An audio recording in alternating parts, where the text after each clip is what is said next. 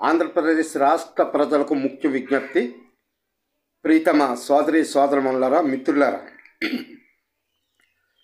మన వ్యవసాయ శాఖ మంత్రివర్యులు అచ్చెన్నాయుడు గారు రాష్ట్ర మంత్రిగా బాధ్యతలు చేపట్టిన తర్వాత ఆయన ఎంత రైతుల పట్ల, వ్యవసాయం పట్ల, రైతులకు ఏం అవసరం ఉన్నాయో ఎంత బాధ్యతగా ఉన్నారో మీకు అందరికీ తెలిసినటువంటి అంశమే. ఇందులో కొత్తగా చెప్పుకోవడానికి ఏమీ లేదు.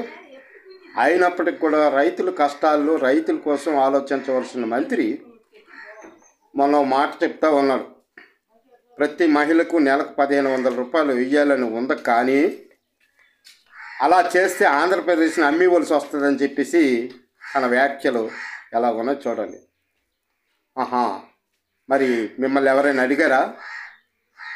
ప్రజల తరపున నేను అడుగుతూ ఉన్నాను, మిమ్మల్ని నెలకు 1500 రూపాయలు వేయమని, లేకపోతే అమ్మఒడి ఇమ్మను, లేకపోతే రైతు భరోసా ఇమ్మను, లేకపోతే ఇంకోటో మిమ్మల్ని ఎవరైనా అడిగారా? మీ గుండెల మీద చేసుకుని చెప్పండి.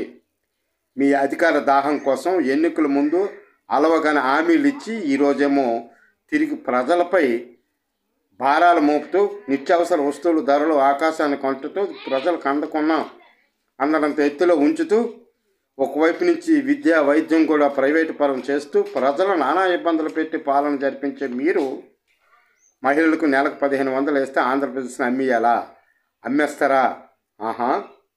ఇదే అనమాట మీ సమాధానం. తిరిగి గుడ్డి దాటిపోతే ఏదో చూపినట్టుందిలే. అంచేత ఇది సరైన విధానం కాదు.